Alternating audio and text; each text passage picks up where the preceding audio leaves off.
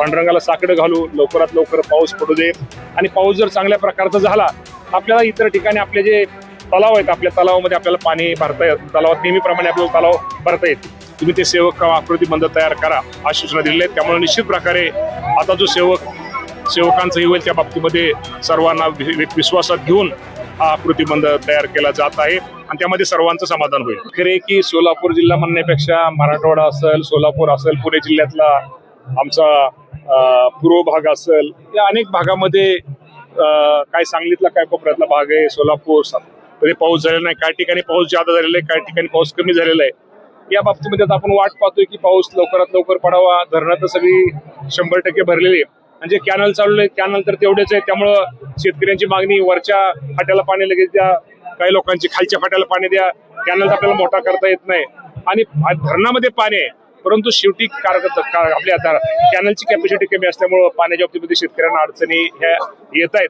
आता एवढंच आपण पांडुरंगाला आता पाहता आलोय आपण सोलापूर जिल्ह्यामध्ये. पांडुरंगाला साकडं घालू, लवकरात लवकर पाऊस पडू दे आणि पाऊस जर चांगल्या प्रकारचा झाला आपल्याला इतर ठिकाणी आपले जे तलाव आहेत आपल्या तलावामध्ये आपल्याला पाणी भरता येत, तलावात नेहमीप्रमाणे आपल्याला तलाव भरता येतील. तसं नसतं यामध्ये फायदा होतोय. साखर 75 रुपये गेली, पण कारखान्याकडे स्टॉक किती आहेत? कारखान्याकडे माझ्या माहितीप्रमाणे साठवणूक क्षमता आपल्याला माहिती, आपल्याला बँकेचं कर्ज असल्यामुळे कारखाने जसं कोटा मिळेल तसं ते विकत असतात. कारखान्याकडे थोडा कोटा मला वाटतं त्यांची जी साठवणूक क्षमता आहे त्यामध्ये कमी आहे, परंतु निश्चित प्रकारे या बाबतीमध्ये मला वाटतं केंद्राने जाहीर केलेल्या या बाबतीमध्ये तपासणी ही निश्चित प्रकारे केली जाईल. पण थोडा फायदा शेतकऱ्यांना पण थोडा होतोय, परंतु ज्या कारखान्याकडे साखरेचा साठा जास्त आहे. वावडी मोठी बंदावरनं बरीच चर्चा झाली, माघारी घ्यावा लागला.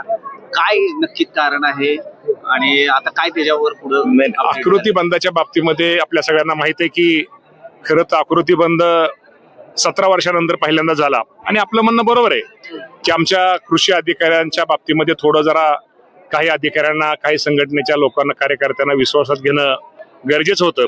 परंतु त्यांनी 1500 खातेदारावरती एक कृषी सेवक असं त्यांची ती कृषी सहाय्यकाची त्यांनी नेमणूक केली.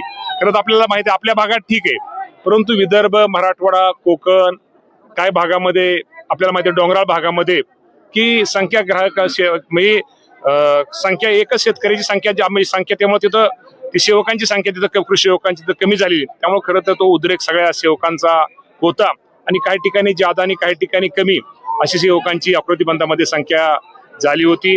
या बाबतीमध्ये आमच्या सगळ्या गोष्टी लक्षात आल्यानंतर या बाबतीमध्ये राज्याचे मुख्यमंत्री, दोन्ही उपमुख्यमंत्री या सर्वांनी सूचना आमच्या अधिकाऱ्यांना दिल्या आणि त्या बाबतीमध्ये हा बॅलन्स करा आणि भौगोलिक क्षेत्राचा सगळ्याचा विचार करून तुम्ही ते सेवक आकृतीबंध तयार करा अशी सूचना दिलेल्या आहेत. त्यामुळे निश्चित प्रकारे आता जो सेवकांचं होईल त्या बाबतीमध्ये सर्वांना विश्वासात घेऊन हा आकृतीबंध तयार केला जात आहे आणि त्यामध्ये सर्वांचं समाधान होईल.